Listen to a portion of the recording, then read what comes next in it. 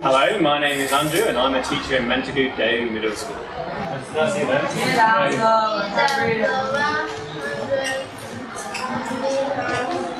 Yeah, have a good try. About 5 months ago, I arrived in Beijing, and for 4 weeks I was learning how to be a teacher, and then following that I got sent to Mentagoo district near Beijing to teach in a middle school, grade 2.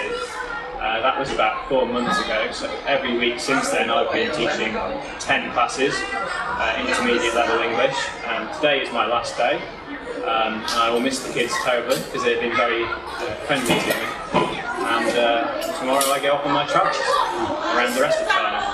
Well, to begin with, I was training in Beijing, and that was all about making contacts throughout China, as well as giving me the tools to be an effective English teacher. And I visited friends in Shenyang, and I intend to visit friends in Shanghai.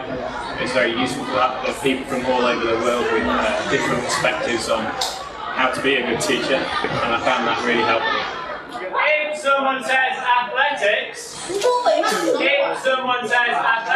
then everybody has to change, okay? So, 1, 2, 3, athletics!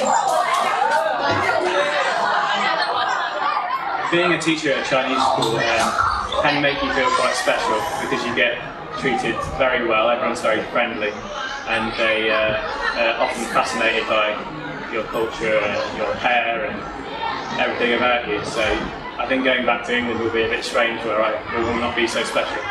Teaching so many people at the same time is a bit like crowd control sometimes. But, I think you sort of learn ways to control them, if you like, and it's rewarding when you hear them saying something that you've taught them in a sort of more normal environment.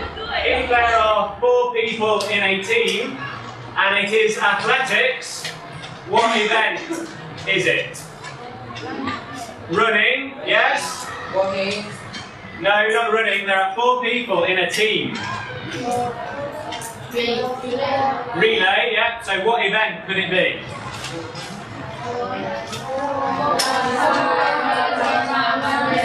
Yeah, 4 by 100 meters relay. Because 4 by 400 meters.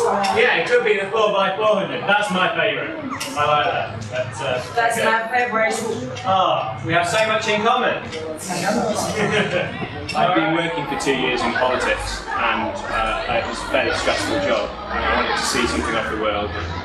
China's always fascinated me, so I thought teaching travel was a really good way to find out if I would be a good teacher and also to see the world, experience different culture.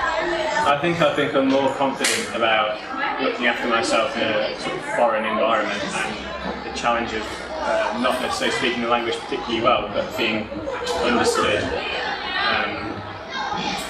And I think I've become a better teacher inevitably with the training and with the practice.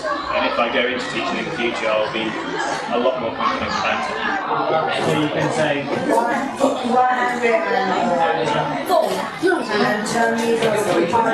Very good. 110 meter hurdles. Well, since I've moved to China, I've realised that Chinese people are a lot more creative than I initially thought. I sort of imagined sort of the stereotypes of a slightly communist country, but really they sort of have the same dreams and aspirations as anyone else, and but a different way of looking at it at the same time. I mean, sometimes I think, why would you do that? Why don't they do it this way? But it's just a completely different way of looking at the world, and that was why I wanted to come, because I wanted to be able to see things from other people's point of view. One thing that I've always believed is that you can't really understand a country unless you spend a long period of time there. I think if you go travelling, say to Thailand for 4 or 5 weeks, you might spend 3 days here, 3 days there, 3 days there, and not really understand the country. If you come to TTC, you might spend 6 months in one place, 6 months in another, and you really understand that place. Do you like your teacher? Yeah!